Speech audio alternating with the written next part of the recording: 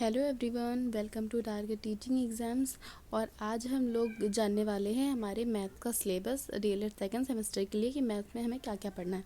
तो देखिए, इसमें डीएलएड सेकंड सेमेस्टर में मैथ्स में पूरे आपके 13 चैप्टर हैं। ठीक है, तो देखेंगे हम लोग सबसे पहले फर्स्ट चैप्टर में पढ़ेंगे 3 अंकों तक की लासा और मासा। ठीक है, पहले भी हमने पढ़ा था, फर्स्ट सेमेस्टर में भी हमने पढ़ा था, एलसीएम एचसीएफ पढ़ा था, लेकिन इसमें हम थोड़ा सा डिटेल में पढ़ेंगे एचसीएफ एलसीएम।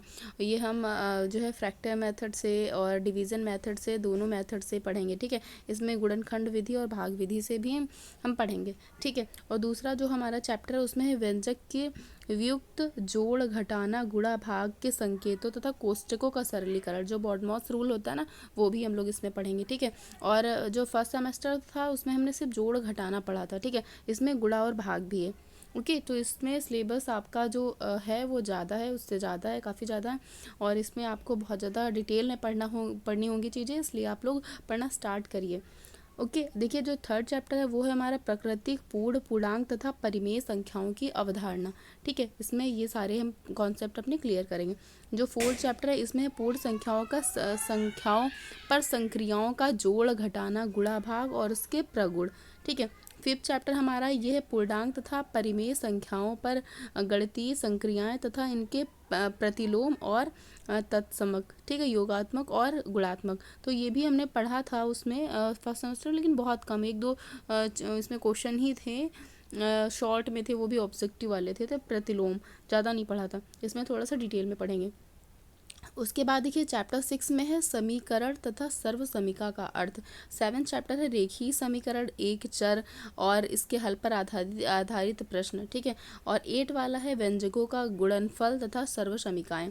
9 चैप्टर है आपका क्षेत्रफल, आयतन तथा धारिता की संकल्पना तथा इकाई। ठीक है, 10 है चैप्टर है, इसमें है त्रिभुज, आयत और वर्ग का क्षेत्रफल है।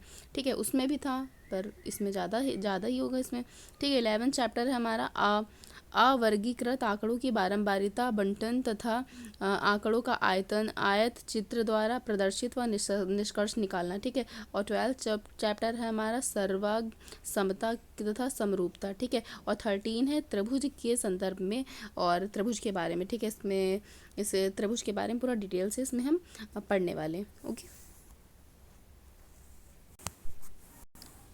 तो ये आपका पूरा मैथ का सिलेबस है और आप इसके अकॉर्डिंग आपको पढ़ने हैं, ये सारे टॉपिक आपको कंप्लीट करने हैं। ओके, तो चलिए हम लोग जो है डीएलएड कंटिन्यू करेंगे। डीएलएड सेकेंड सेमेस्टर के टॉपिक वाइज हम लोग इसकी पढ़ाई करेंगे। पहले आप सारे सब्जेक्ट का सिलेबस देख लीजिए। ठीक है, इसके पहले मैंने जो वीडियो डाली थी उसमें हमने एसएसटी का जो सिलेबस था उसको डिस्कस किया था। ये मैथ्स का है, आप पहले सब्जेक्ट के सिलेबस देख लीजिए उसमें क्या क्या है। ठीक है, सारे पॉइंट आप एक जगह पे नोट कर लीजिए और जो भी आप टॉपिक कंप्लीट कर लेंगे ना उस पर आप मार्क कर दीजिए कि हाँ मेरा ये टॉपिक कंप्लीट हो गया। इससे रिलेटेड आप क्वेश्चन भी प्रैक्टिस कर लीजिए और उसके बाद नेक्स्ट टॉपिक स्टार्ट करिए। तो ऐसे टॉपिक वाइज करेंगे ना तो आपका बहुत ही अच्छे से आपका कंप्लीट हो जाएगा। ठीक है, रिवीजन बहुत ज़रूरी है। अगर आप रिवीजन नहीं करेंगे तो आप पढ़ते रहेंगे, लास्ट में ऐसा लगेगा कि हमने कुछ पढ़ा ही नहीं, सारा ही भूल जाएंगे।